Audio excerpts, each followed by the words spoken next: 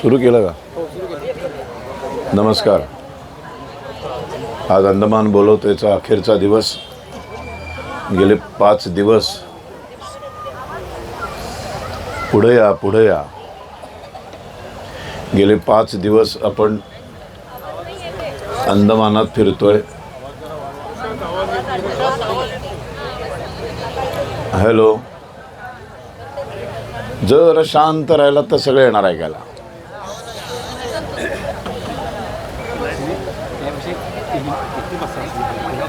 अंदमानामधला हा शेवटचा दिवस. आज आपण सेल्युलर जेल पाहिलं. सांगितल्याप्रमाणे बरीच लोक आतमध्ये जाऊन बसली होती. जेवढा वेळ शक्य होतं तेवढा वेळ सगळेजण बसले.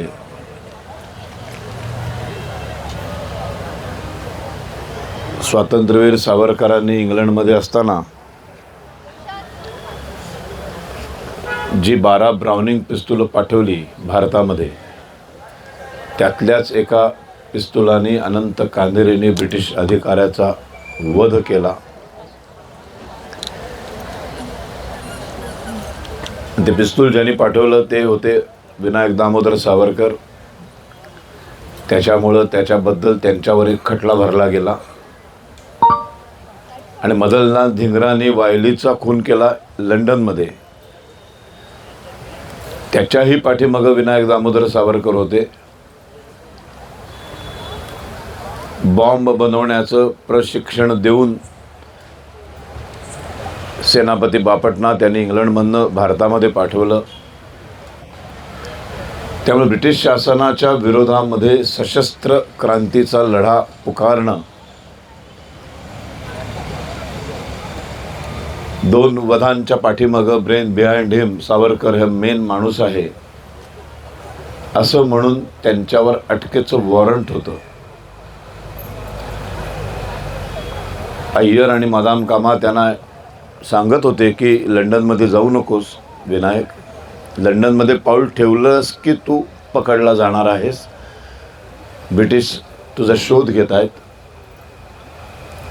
पण विनायक म्हणाला की जे काम मी केलेलं आहे, जर उद्या मी गेलो नाही लंडनमध्ये तर माझ्यासाठी दुसऱ्या कोणाला तरी नाहक पकडलं जाईल आणि त्याला फासावर लटकवलं जाईल. त्यामुळे जे मी केलंय त्याच्या परिणामांना सुद्धा मीच सामोरा जाणार. मला भीती नाही. त्यामुळे मादाम कामानी, अय्यरनी, मित्रांनी इतकं सांगून सुद्धा न ऐकता विनायक लंडनमध्ये आले. रेल्वे स्टेशनवरच त्यांना अटक झाली. आता खरं तर ब्रिटिशांचं राज्य आहे दोन्हीकडे. इंग्लंडमध्ये तर तो त्यांचाच देश आहे, पण भारतामध्ये सुद्धा ब्रिटिशांचंच राज्य आहे. गुन्हा इंग्लंडमध्ये झालेला आहे. गुन्हेगार ब्रिटिशांच्या दृष्टीने सावरकर हे गुन्हेगार, ते इंग्लंडमध्येच पकडले गेलेले आहेत. मग खटला सुद्धा इंग्लंडमध्येच भरायला हवा होता. तिथून उचलून भारतामध्ये आणून त्यांच्यावरचा खटला चालवण्याचं काही कारणच नव्हतं. पण जर तिथे खटला भरला असता तर 50 वर्षांच्या काळ्या पाण्याची शिक्षा सावरकरांना देता आली नसती. फाशी का दिली नाही? फाशी द्यायचीच नव्हती का? अजिबात नाही. फाशी देण्याचाही विचार केला गेला. पण जर का आता सावरकर नावाच्या माणसाला फाशी दिली तर याचा प्रचंड मोठा परिणाम भारतामध्ये उद्रेकामध्ये होईल आणि एक सावरकर संपवायला गेलो तर 100 सावरकर उभे राहतील. त्यामुळे फाशी द्यायची नाही. माणूस मारायचा नाही, माणूस सडवायचा.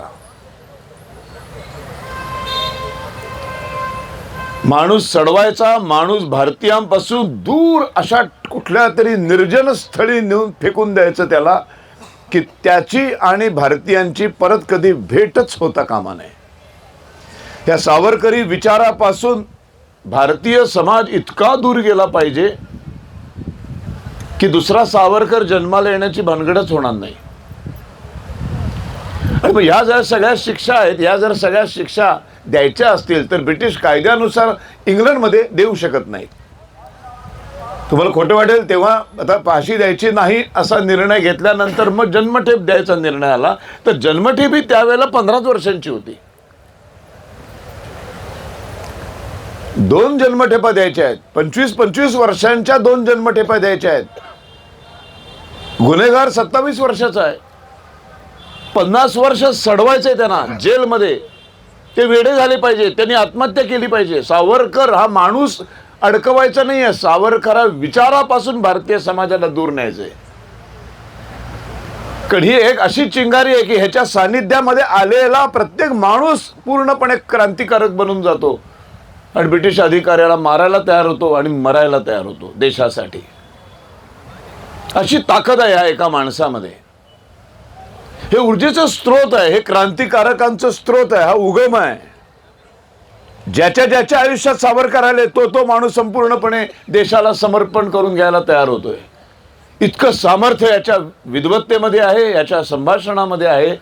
तर हा माणूस लांब गेला पाहिजे. मारला तर इतका मोठा हिरो होईल. मारल्यानंतर किती माणसं हिरो होतात आपण बघितले स्वातंत्र्यात. महात्मे म्हणतात ही चूक कधी करायची नाही. माणूस सडवायचा. आपल्या कायद्यानुसार 2 जन्मठेपा आपण देऊ शकत नाही. जगातल्या कुठल्याच कायद्यानुसार 2 जन्मठेपा 2 वेगवेगळ्या भोगायचा असा नियमच नाही आहे. म्हणजे एखाद्या गुन्हेगाराला 4 गुन्ह्यांसाठी शिक्षा झाल्या, 3 महिने 2 महिने 5 वर्ष 15 वर्ष, तर सगळ्यात मोठी जी शिक्षा असते 15 वर्षांची ती भोगली की सगळ्या अंतर्भूत असतात. पण हे सगळं कायद्यात बसून करावं लागेल जर इंग्लंडमध्ये खटला चालवला तर. आणि इंग्लंडमधल्या खटल्यामध्ये न्यायालयामध्ये जर असे आदेश दिले नाही तर युरोपामध्ये आपली चितू होईल. जे चित्र आपण जे मुखवटा परिधान केलेला आहे की भारत नावाच्या या अत्यंत मागासलेल्या देशाचं भलं करायचं काम आम्ही करतोय, हा जो ब्रिटिशांनी एक मुखवटा धारण केला युरोपामध्ये तो सगळाच्या सगळा फाटला जाईल. त्यामुळं काय करायला पाहिजे तर सावरकर नावाच्या माणसाची केस इंग्लंडमध्ये चालवायची नाही, भारतात आणला. आता एवढा मीडिया असं काही नव्हतं, त्यामुळे भारतात काय घडलं हे कळायला मार्गच नव्हता. पुण्यामध्ये काय घडले मुंबईला कळायलाच 8-8 दिवस लागायचे. 1910 म्हणजे 115 वर्षांपूर्वीची गोष्ट सांगतोय मी. आता खुट्ट झालं की इथलं लगेच जगभर सगळ्यांना कळतं. मोबाईल असतात, व्हिडिओ काढतात लोक. असलं काहीच नव्हतं. मग त्यांना इथे आणलं, त्यांच्यावरती खटले चालवले. पहिल्या खटल्यामध्ये त्यांना 25 वर्षांची जन्मठेपेची शिक्षा झाली. आता हा माणूस जो आहे हा नॉर्मल कैदी आहे का? नाही. ब्रिटिशांच्याच देशात जाऊन ब्रिटिशांच्याच कायद्याचा अभ्यास करून बॅरिस्टर झालेला आहे. वकिलीचा अभ्यास, ब्रिटिशांच्या कायद्याचा अभ्यास केलेला आहे. कायदा ब्रिटिशांचा कुळून प्यालेला आहे माणूस. तर ब्रिटिश मला कुठली शिक्षा देऊ शकतात आणि कुठली देऊ शकत नाहीत सगळ्याचं नॉलेज आहे. तर 25 वर्ष जन्मठेप झाली. मग काही दिवसानंतर दुसऱ्या खटल्याची सुनावणी झाली, त्याला अजून एक 25 वर्षाची जन्मठेप झाली. लगेच सावरकरांनी दुसरा अर्ज केला होता. तेव्हाच पहिला अर्ज केलाय त्याने डोंगरीमधनं. आता या 2 ज्या 25 वर्ष जन्मठेप आहे तुमच्या कायद्यानुसार, तुमच्या कायद्याच्या कलमानुसार ह्या एकत्र भोगायचे आहेत ना मी. तेव्हा न्यायाधीश म्हणाले सॉरी, एकत्र नाही भोगायच्या. एक 25 वर्ष संपली की दुसऱ्या दिवशी दुसरी 25 वर्ष सुरू होणार. स्वतःचा सगळा कायदा सावरकर नावाच्या कैद्यासाठी ब्रिटिशांनी कायमच धाब्यावर बसवला. सावरकरांच्यासाठी कधीही ब्रिटिशांनी त्यांचे कायदे सुद्धा पाळले नाहीत. 15 वर्षाची जन्मठेप असते ती 25 वर्षाची केली. 2 जन्मठेपा एकत्र भोगायचा नियम आहे जगाचा, तो पण मोडला आणि ह्यांना 50 वर्षांची 2 जन्मठेपेच्या शिक्षा.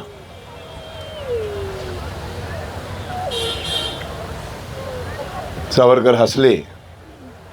मोठमोठे नेते 5-10 वर्षाची शिक्षा झाल्यावर कसे थरथर कापतात, मोठमोठे सिने स्टार कसे कापतात, कसे लहान मुलासारखे ढसाढसा रडतात, आपण सगळं पाहिलंय. पण हा तरुण 27 वर्षाचा मुलगा ना रडला ना घाबरला, हसला, म्हणाला पुनर्जन्म फक्त आमच्या हिंदू धर्मात मानला जातो. तुम्ही ख्रिस्ती धर्मीय आहात, तुम्ही पुनर्जन्म मानत नाही, पण मला एकाच जन्मामध्ये 2 जन्मठेपा वेगळ्या वेगळ्या भोगायला लावून तुम्ही माझ्या शिक्षेच्या निमित्ताने का होईना, पण आमचा पुनर्जन्म आज तुम्ही मान्य केलात. मग सुरू झालं. मी त्या डोंगरीमधल्या मुंबईच्या कारागृहामध्ये काही दिवस ठेवलं. तिथून मग बोटीमधनं प्रवास करून या सेल्युलर जेलमध्ये आणणार. काळ्या पाण्याची शिक्षा. काळ्या पाण्याची शिक्षा म्हणजे समुद्राचं पाणी काळं नाही. आपण म्हणतो ना काळा दिवस आहे आजचा. हा भारतातला आजचा एवढा काळा दिवस दुसरा कुठला नव्हता. त्या अर्थाने काळ्या पाण्याची शिक्षा. बऱ्याच लोकांना वाटतं, मग कितीतरी लोक विचारतात पण अहो पण समुद्राचं निळंच पाणी आहे हो. तसं कुठल्या समुद्राला काळं पाणी नाही आहे. काळा दिवस, एक भयानक क्षण असं जे म्हणतो आपण, त्या उपमेमधनं तो काळ्या पाण्याची शिक्षा असं आहे. ते ॲक्च्युली समुद्राचं पाणी काळं नाही आहे. आणखीन 2 गोष्टी करतात. कधी खूप लोकांना वाटतं ती मार्सेलिसची उडी इंग्लंड इथे सेल्युलर जेलमध्ये आणताना मारली होती. नाही, तो भाग वेगळा. तो इंग्लंडमधनं पकडून मुंबईला नेताना ती सगळी उडी वगैरे मारली होती.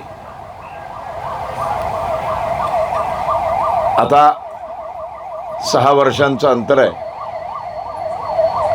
बायको आणि विनायकामध्ये. ते दादा मोबाईल बघतायत. झालं का बघून? म्हणजे हा माझा अपमान आहे. मी व्याख्यान देत असताना माझ्यासमोर बसून अखंड तुम्ही मोबाईलमध्ये जर बघत असाल तर हा माझा अपमान. तुम्हाला मी जबरदस्ती नाही, तुम्ही फिरून येऊ शकता, 1.5 तासांनी या प्लीज.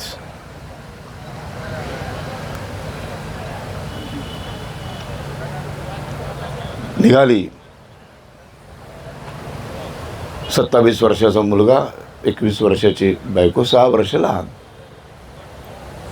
तुमच्या अनेकांना 21 वर्षाच्या मुली असतील. काय स्वप्न बघत असतात त्या? लग्न ठरलंय. कुणाबरोबर? नवऱ्याबरोबर. नवरा कुठे गेलाय? इंग्लंडला. कशाला गेलाय? बॅरिस्टर व्हायला. अजूनही काही जुन्या वाड्यांमध्ये असे बॅरिस्टर वगैरे किंवा अशा मोठमोठ्या डिग्र्या घातलेले जसे मोठे मोठे काळे झगे अशा वर कॅपसारखं असतात, असे फोटो आपल्याला बघायला मिळतात. तर असं कुठेतरी आपला नवरा असा छानपैकी ती डिग्री बिग्री घेऊन येईल असं काहीतरी त्या वेड्या मुलीचं 21 वर्षाच्या पोरीचं स्वप्न.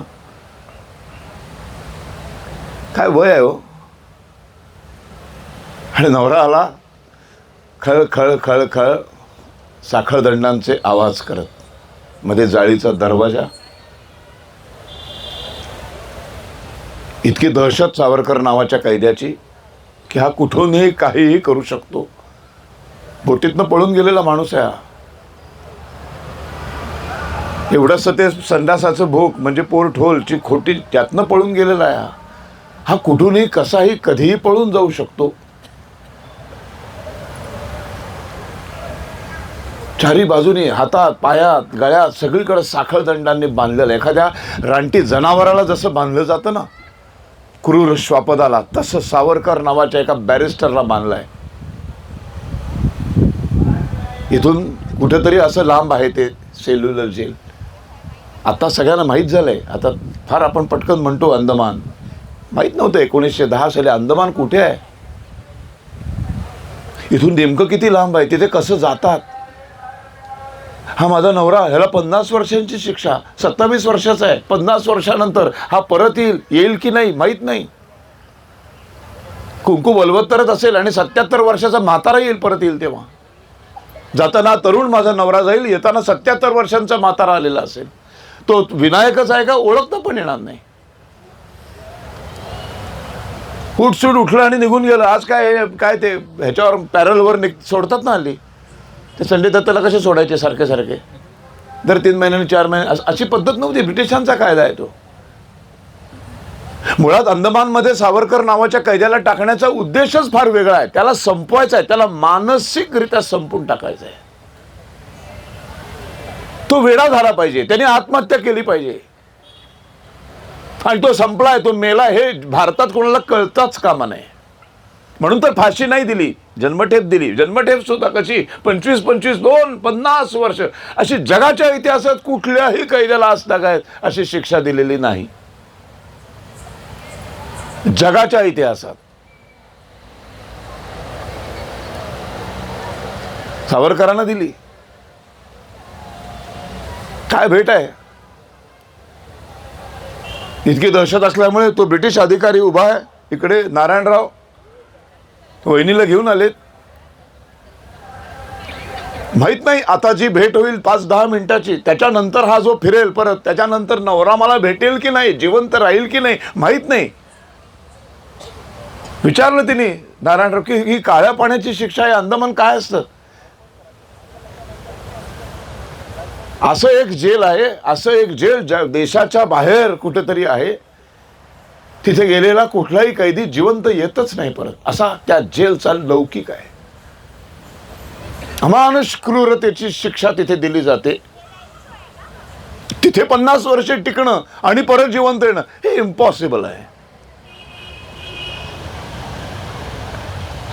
इकडे ती 21 वर्षाची मुलगी, इथे तिचा दीर नारायणराव, इकडे ब्रिटिश अधिकारी, मध्ये ते जाळी आणि साखळदंडात बांधलेला विनायक दामोदर सावरकर.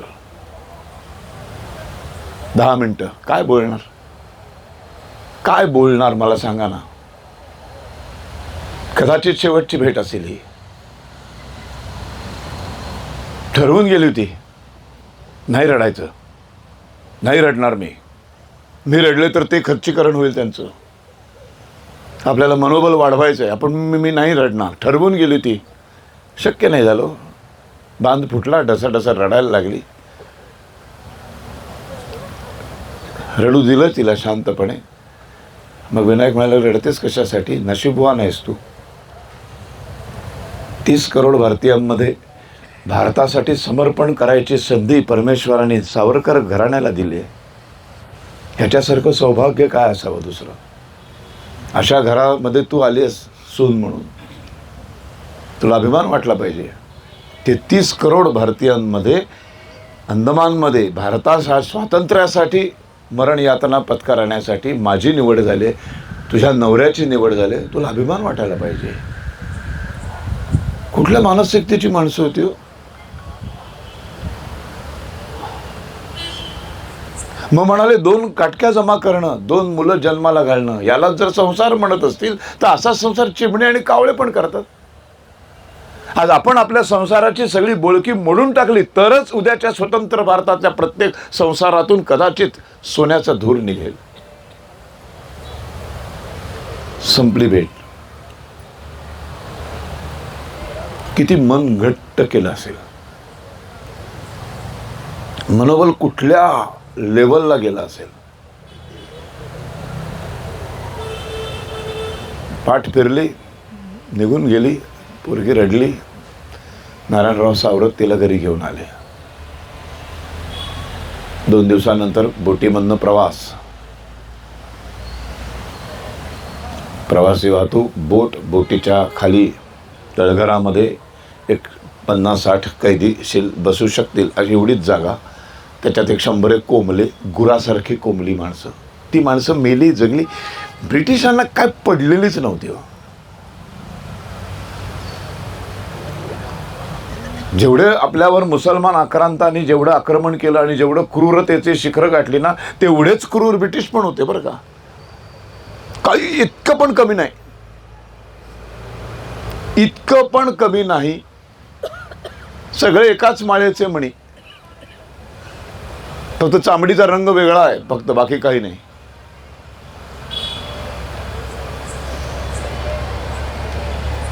आणलं, पोर्टवरती आणलं. कोंबतायत, त्याचं वर्णन करतात तात्या.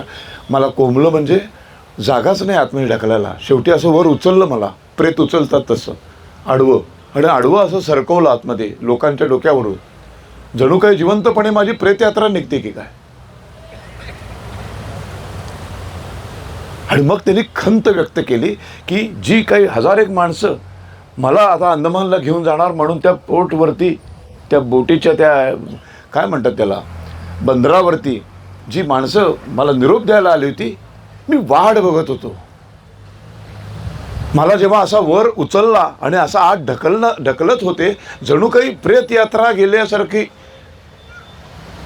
मी वाट बघत होतो. त्या 1000 माणसांमधला निरोप द्यायला 1000 माणसां एक तरी माणूस ओरडून म्हणेल की विनायक काळजी करू नकोस, उद्या तू मेलास तरी तुझं अर्धवट कार्य आम्ही पूर्ण करू. हे एक वाक्य जरी त्या 1000 समुदायामधनं आलं असतं तरी मला ती प्रेत म्हणजे फुलांची शेज वाटली असती. एकही माणूस बोलला नाही, एकही जमावातला माणूस हे वाक्य बोलला नाही.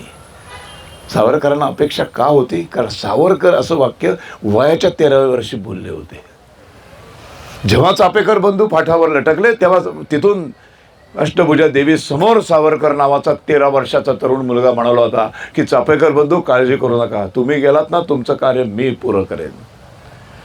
तसं आता मी चाललोय ना, तर आता कोणीतरी एक जण तरी म्हणावं की विनायक काळजी करू नकोस, तू उद्या अंदमानात गेलास तरी तुझं हे अर्धवट कार्य मी पूर्ण करेन, आम्ही पूर्ण करू. कोणी म्हणालं नाही. प्रवास सुरू झाला. प्रवासामध्ये त्यांना सायनसचा त्रास होता.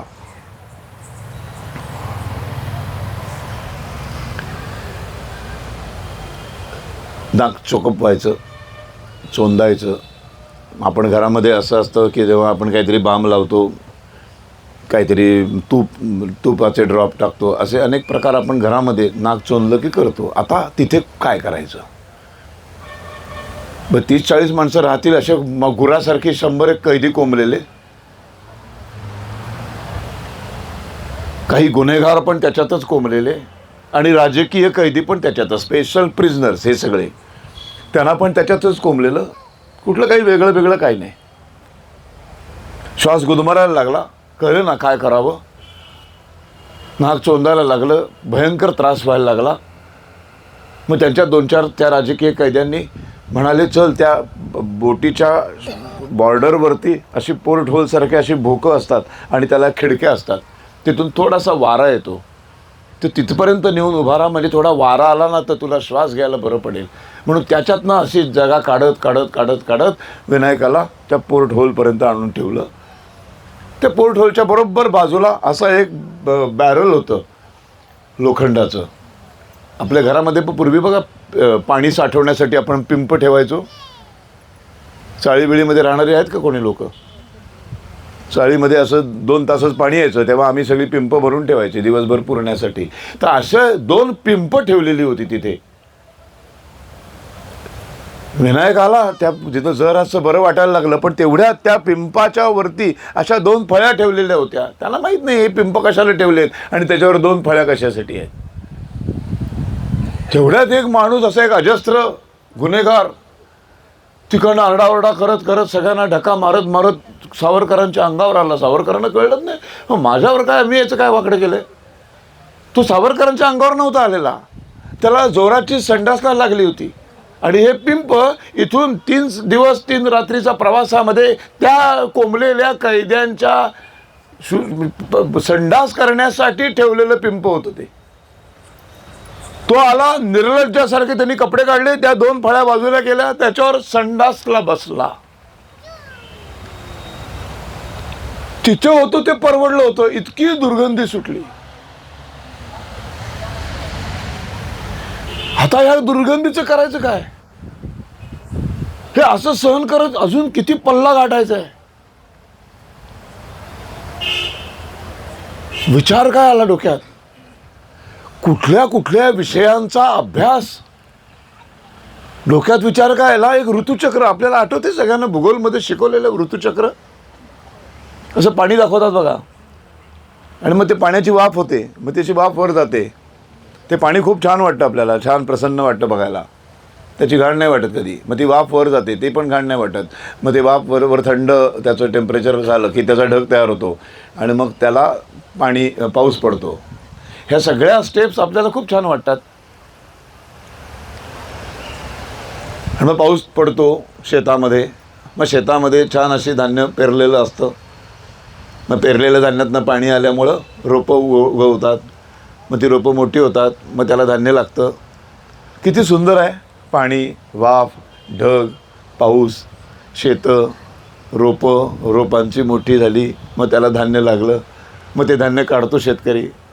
मग ते बाजारामध्ये जाऊन विकतो. मग आपण सगळं ते गहू तांदूळ सगळं ते विकत घेतो. मग ते छान शिजवतो. मग शिजवल्यानंतर त्याचं सुंदर रुचकर अन्न तयार होतं. मग ते अन्न आपण खातो. अन्न खाल्ल्यानंतर इथपर्यंत काहीच आपल्याला घाण वाटत नाही. पाण्यापासून अन्न पोटात जाईपर्यंत सुंदर, सगळं छान, अप्रतिम. पोटात गेल्यानंतर दुसऱ्या दिवशी सकाळी ते विष्ठेतनं बाहेर पडतं. तेवढीच एक गोष्ट आपल्याला घाण वाटते त्याची. पण पुन्हा तेच सोनखत म्हणून पुन्हा शेतामध्ये घालतो आपण. पुन्हा त्याच्यातूनच पुन्हा एक रोप उघडतो. म्हणजे या संपूर्ण ऋतुचक्रामध्ये एकच असे मधली स्टेप आहे, एकच अशी जागा आहे, विष्ठा. तेवढंच आपल्याला खूप घाण वाटतं.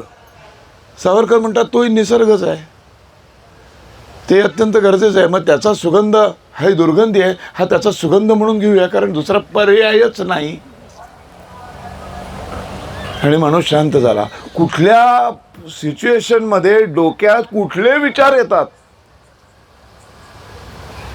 कमाल, अफाट बुद्धिमत्ता, अफाट. ही वेगळीच रसायन बनवलेली माणसं आहेत परमेश्वराने. ही नॉर्मल माणसं नाहीत. श्रीराम नॉर्मल नाही, श्रीकृष्ण नाही, हे सगळे अवतारी पुरुष आहेत. छत्रपती शिवाजी महाराज, त्यांचं कार्य बघितलं की हे माणूस नाही करू शकत. संभाजी महाराजांचा मृत्यू बघितला की हा माणूस हे सहनच नाही करू शकत. ज्ञानेश्वर माऊली, तुकाराम महाराज, हे सगळे माणूस, हे सगळे संत, हे सगळे महापुरुष बघितले की हे नॉर्मल माणूस करूच शकत नाही. काहीतरी विशिष्ट हेतूने परमेश्वराने ते जन्माला घातलेलं असतं.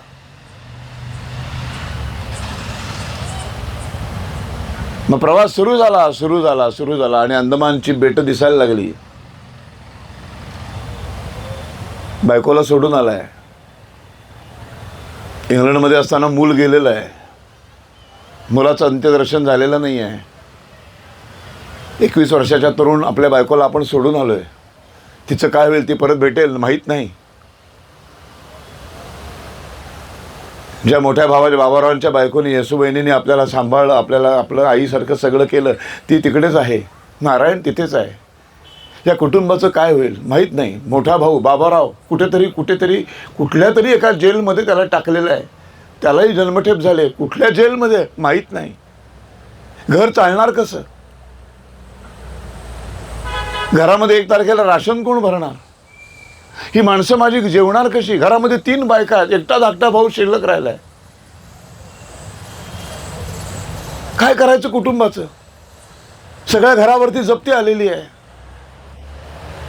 सगळ्या मिळकतीच्या साधनांवरती जप्ती आलेली आहे. काय करायचं कसं. ह्यातल्या सगळ्या विचारांमध्ये खरं तर जायला पाहिजे होतं. ह्यातला कुठलाही विचार सावरकरांना शिवलाच नाही.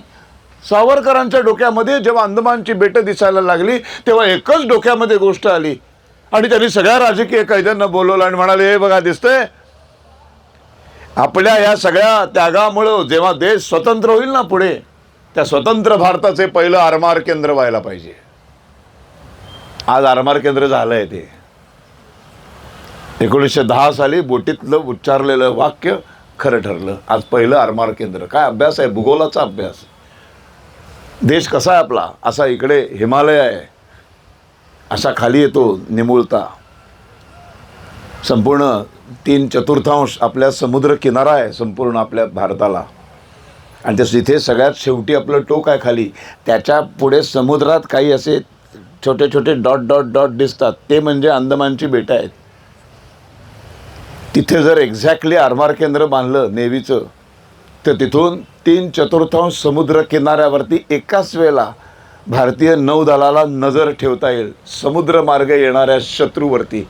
27 वर्षाचा मुलगा इंग्लंडमध्ये शिकलेला, हे बघून त्याच्या मनात पहिला विचार काय आला, तर हे माझ्या देशाचं स्वतंत्र भारताचं आरमार केंद्र व्हायला पाहिजे.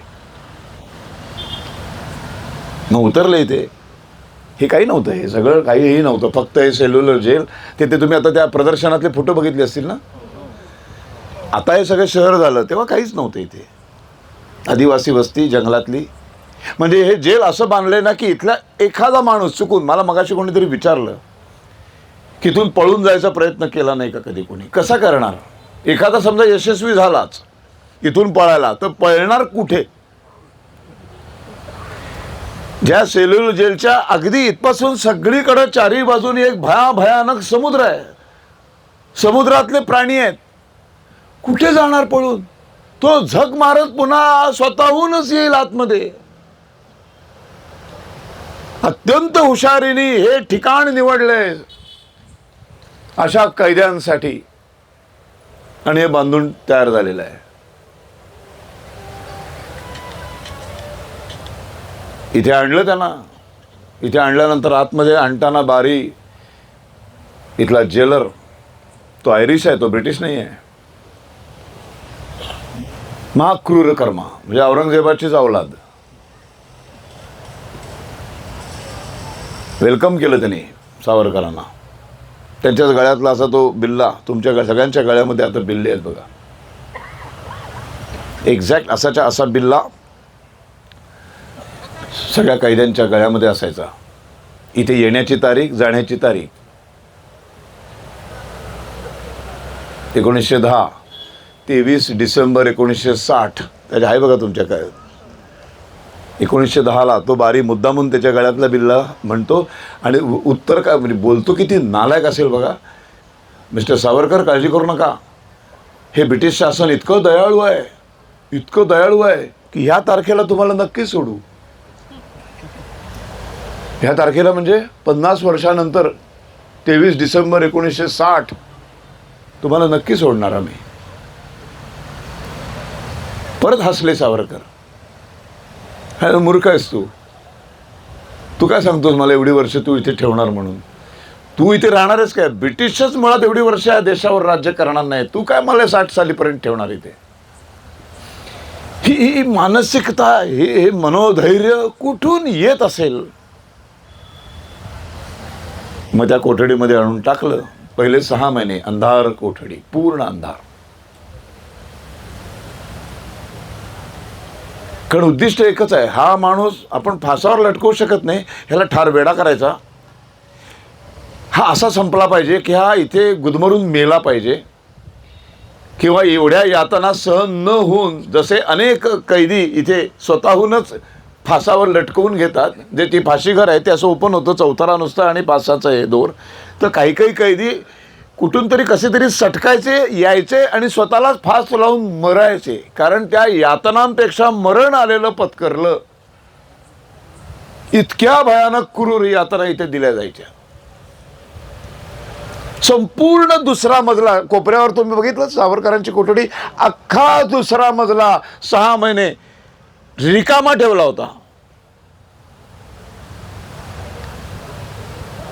कारण हा विनायक दामोदर सावरकर हा माणूस इज व्हेरी डेंजरस म्हणून तो डी लिहिलाय बघा त्याच्यावर. एकमेव कैद्याच्या बिल्ल्यावर डी आहे, डेंजरस.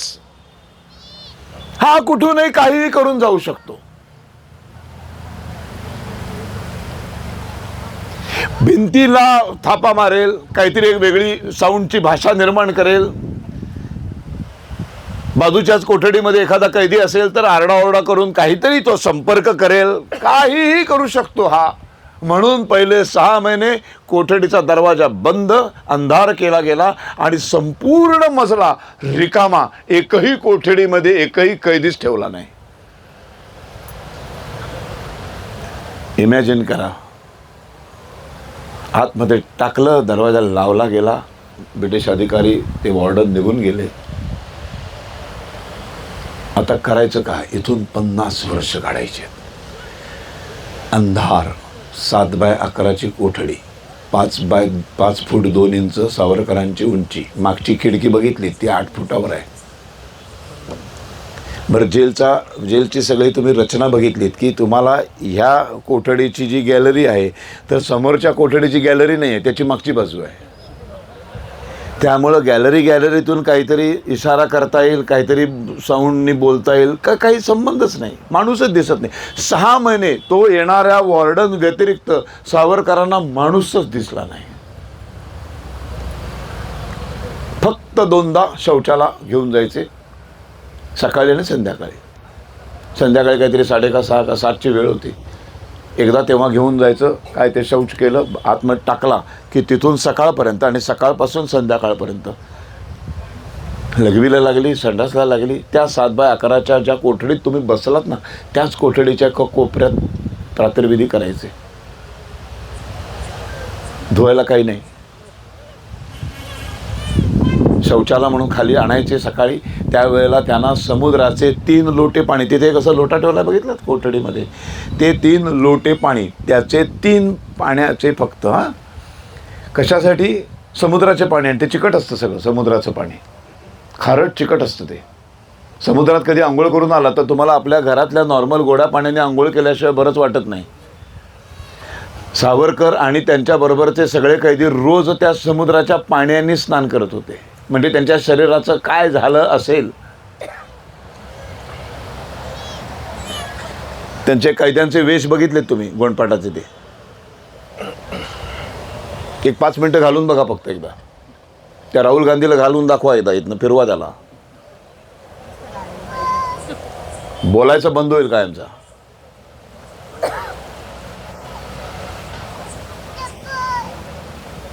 आता करायचं काय?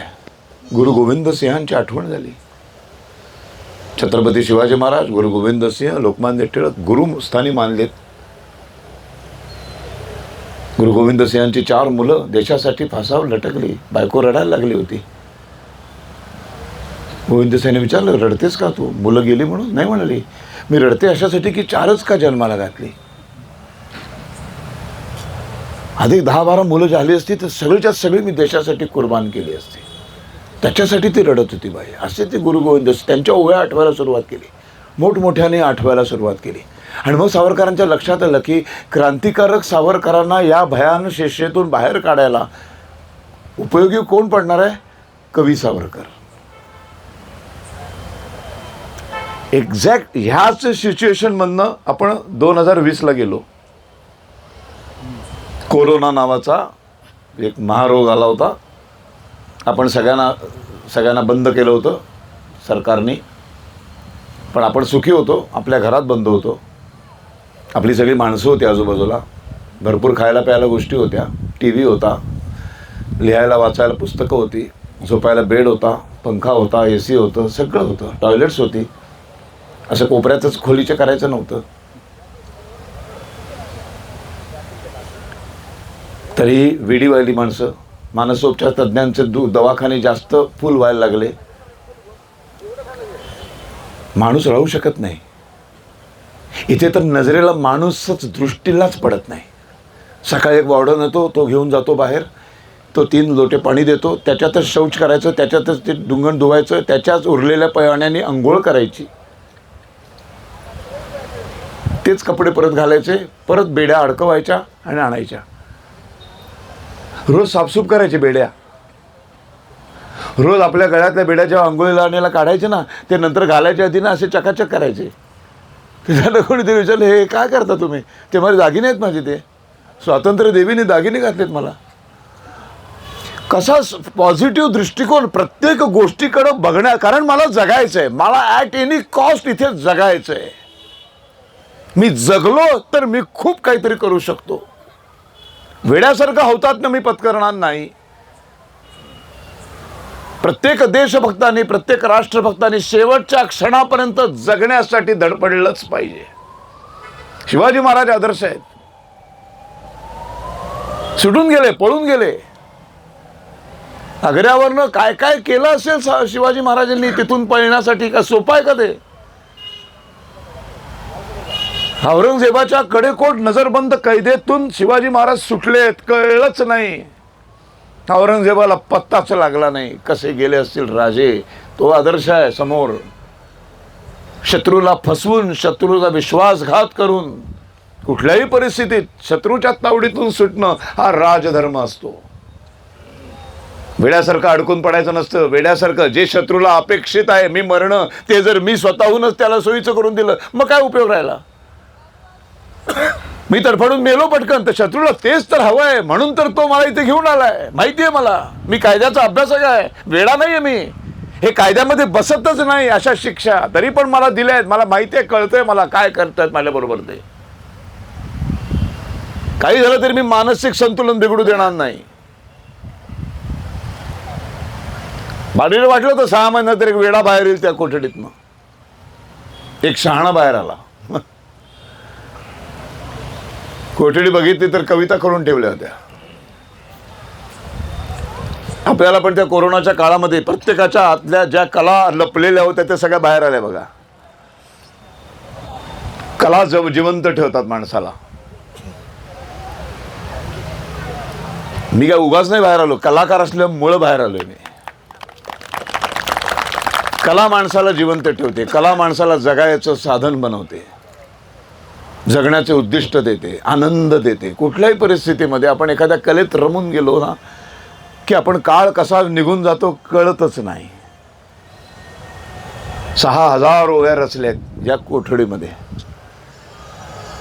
हातामध्ये गळ्यामध्ये ज्या बेड्या आहेत त्या बेड्यांची जी टोकं असतात त्या 2 बेड्या असं लॉक करतो, तिथे एक असा खेळासारखा असतो, तो खेळा असा धरायचा आणि सुचलेल्या ओव्या त्या भिंतीवर लिहायच्या. आत्ता विटा दाखवत आहेत, पण त्या दुसऱ्या 2 बुरुजांमध्ये आजही तेव्हासारख्या काय तो चुना लावलेला आहे. बघितलात का तुम्ही कोणी बाजूच्या पण जाऊन? हां, तर तिथे असं ते लिहायच्या कविता. सगळ्या भिंती भरल्या की अरेच्या आता कागद संपला. वाट बघत बसायचं. कधीतरी 7-8 महिन्यांनी एकदा तो चुना परत लावला जायचा. चुना लावून ब्रिटिश अधिकारी गेले की त्यांना थांबून थँक्यू म्हणायचे. ते त्यांना कळायचंच नाही चुना लावला थँक्यू का म्हणतात. ते म्हणायचे मला नवीन कागद दिलात. आणि लिहिलेल्या भिंतीवरच्या सगळ्या कविता पाठ करायच्या, सगळ्या ओव्या पाठ करायच्या. किती पाठ केल्या? 6000. 1910 ते 1924. 24 नंतर रत्नागिरीला स्थानबद्धतेमध्ये घरामध्ये ठेवलं, तेव्हा त्या 6000 ओव्या सगळ्या कागदावर उतरून घेतल्या. म्हणून आज आपल्याला कमलासारखं महाकाव्य वाचायला मिळतं.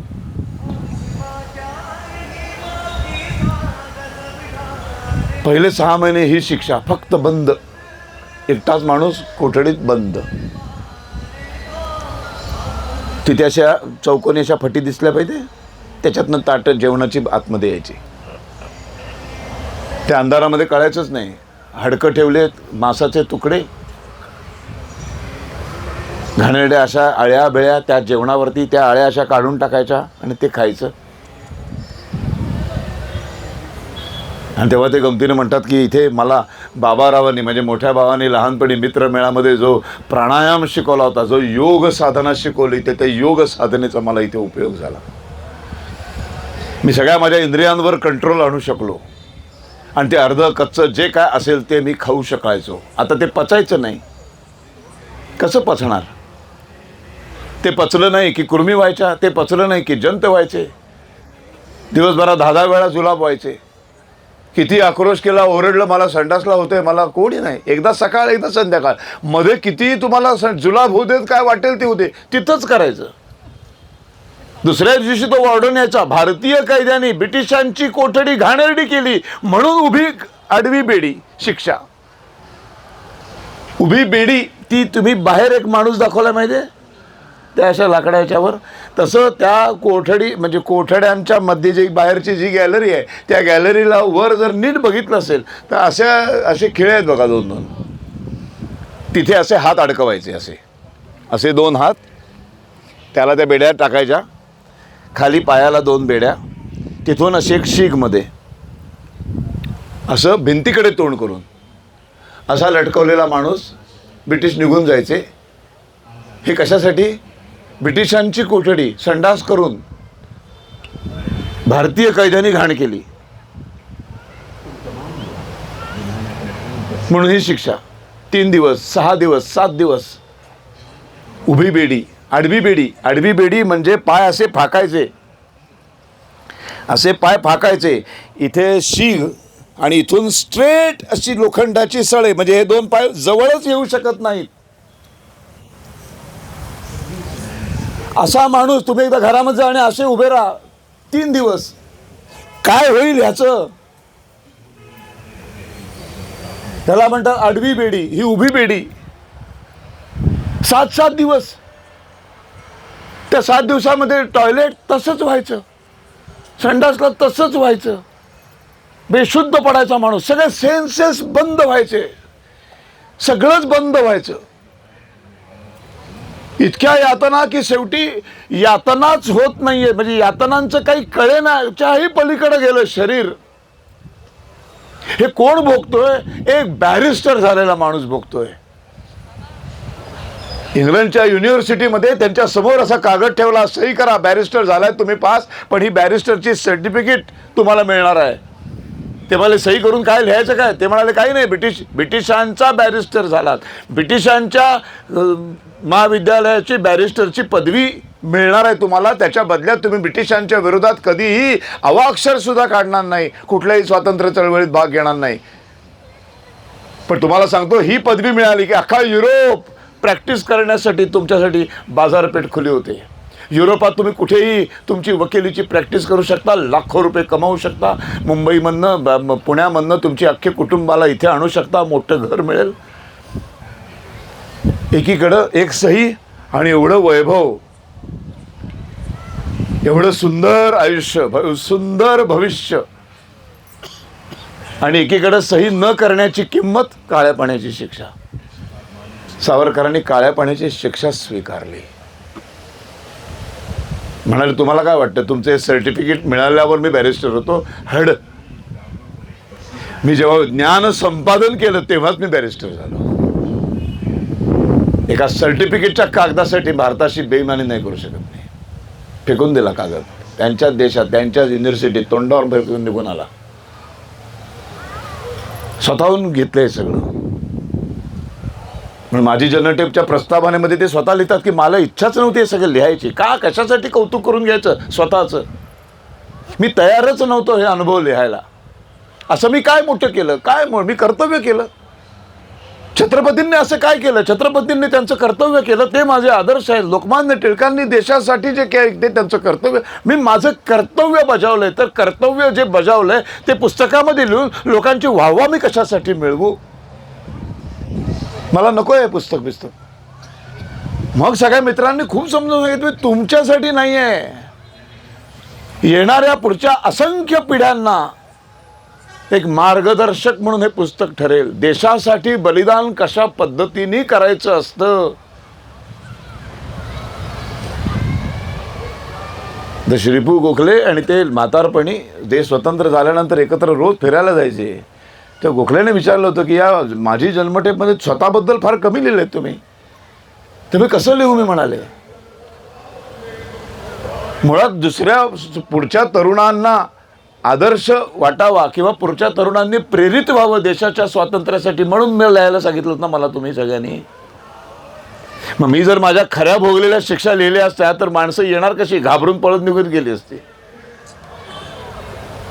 माझ्या खऱ्या अनुभव जर मी लिहिले असते, माझ्या खऱ्या शिक्षांचे, तर मग पुढच्या पिढ्या वाचल्यावर म्हणाले असते, रे बापरे, हे भानगड आहे का, हे नको, हे काय आपल्याला शक्य होणार नाही. म्हणून पिढ्यांना इथे नेमकं काय घडते मला सांगायचंच नव्हतं, म्हणून मी स्वतःबद्दल फार कमी लिहिलंय.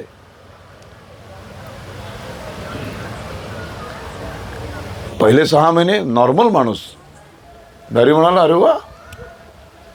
दुसरी स्टेप, 6 महिन्यानंतर पहिल्यांदा बाकीच्या कैद्यांना बघितलं.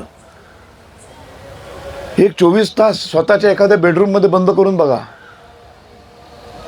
अगदी मोबाईल चालू ठेवा, रेडिओ सगळं चालू ठेवा, पुस्तकं, आणि तरी 24 पूर्ण 24 तास एकदा स्वतःला बंद करून हा अनुभव घ्या. एक 7-8 तास त्या झोपेत जातील, म्हणजे एक 8 तास गेले, उरले 16 तास. त्या 16 तासामधले काहीतरी वाचाल, काहीतरी बघाल. एक असा क्षण येईल तुमच्या एक 10-15 तासानंतर की वेडे व्हायला सुरुवात होईल तुमची. तुम्ही दरवाजा आपटायला सुरुवात कराल, तुम्ही बायका पोरांना हाक माराल, आईला हाक माराल, अरे उघडते आता बस झालं. ती म्हणाल नाही 24 तास, तुम्ही सांगायचं सगळ्यांना 24 तास मेलो तरी उघडायचं नाही. तुम्ही, मी किती ओरडलो दरवाजा आपटला तरी उघडायचा नाही. एकदा करून बघा. आपण अंश पण अनुभवत नाही हो. आपण स्वतंत्र सुखेने आयुष्य जगतोय, स्वतंत्र भारतात सुरक्षित घरात जन्माला आलेली माणसं आहोत आपण. काय माहिती आहे आपल्याला. 6 महिन्यांनी बाहेर आले. बाहेर आल्यानंतर म्हणाले अरे नॉर्मल आहे माणूस. बारीला आश्चर्य वाटलं. मग कैदी सुरू झाले.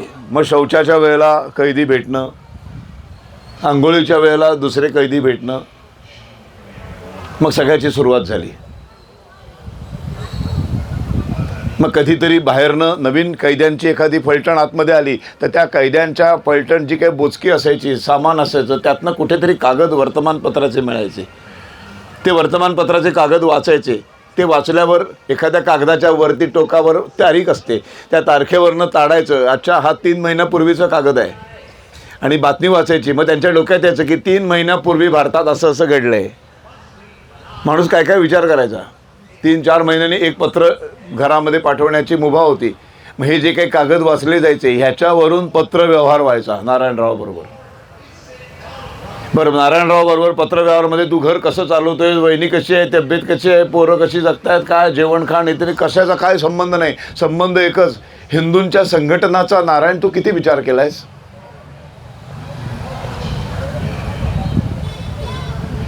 ध्यास एकच, हिंदूंचं काय होणार, हिंदू राष्ट्राचं काय होणार, माझ्या देशाचं, माझ्या समाजाचं काय होणार. मी इथे अडकून पडलो आहे. तिथं मार्गदर्शन करायला कोण आहे. माझ्या क्रांतिकारकांना मार्गदर्शन करायला कोण आहे. एक मार्गदर्शक लागतो, एक हुशार माणूस, एक नेतृत्व लागतं. 4 सैनिक गेले तरी चालतात, पण मेन जो असतो ना सेनापती, तो जाऊन चालत नाही. सेनापतीच अडकलाय.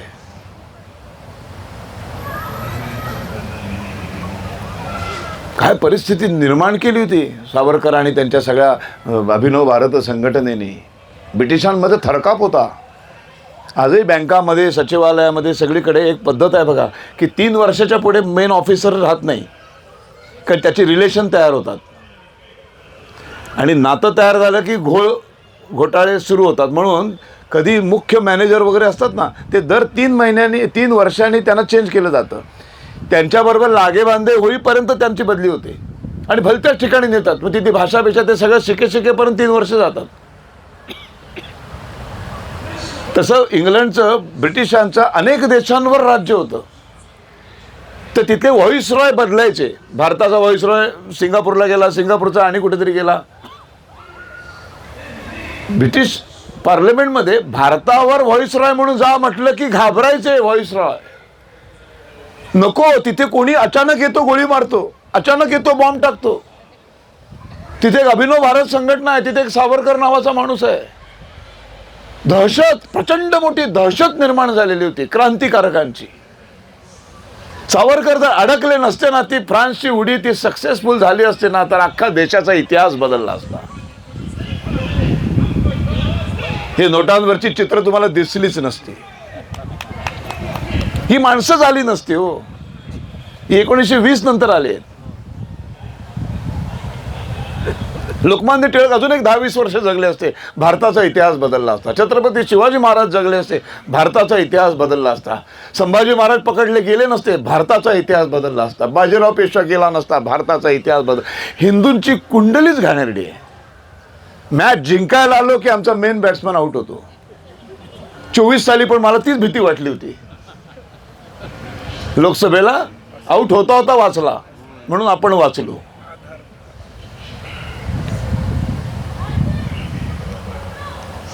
का अडकले असते सावरकर, का नसतील पोचले तिकडे ते आईजर आणि मादाम कामा.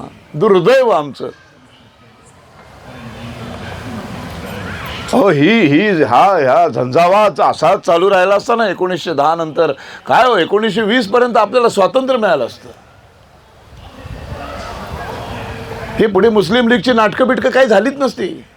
एवढी दहशत क्रांतिकारकांची. असं व्हायचं नव्हतं, असं व्हायचं नव्हतं. साबरमती के संत तुने कर दे हे गाणं गायचं होतं. हे देशाचं नशीब होतं.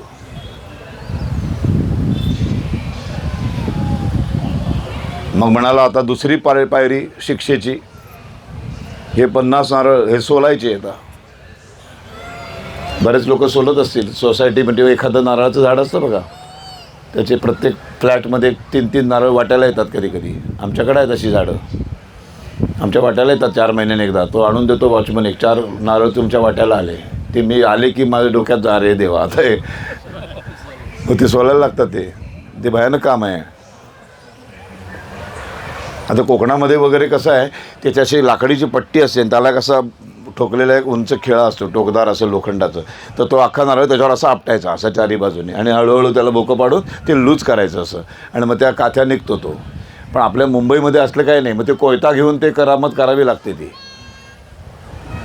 असे 50-50, 100-100 नारळ बेड्या असलेल्या अवस्थेत. अंधार कोठडीची पहिली पायरी संपली, दुसरी पायरी नारळ सोला. नारळ सोलून सोलून हाताला घट्टे पडायचे, हातामधनं रक्त यायचं. कोणी शुश्रूषा करायला नाही, कोणी मलमपट्टी करायला नाही. ते तसंच सहन करायचं, तसाच त्या जखमा सुखायच्या, तसंच सगळं चालायचं. पत्रव्यवहार सुरू केले 6 महिन्यानंतर की ही शिक्षा राजकीय कैद्यांना तुम्ही तुमच्या कायद्यानुसार देऊ शकत नाही.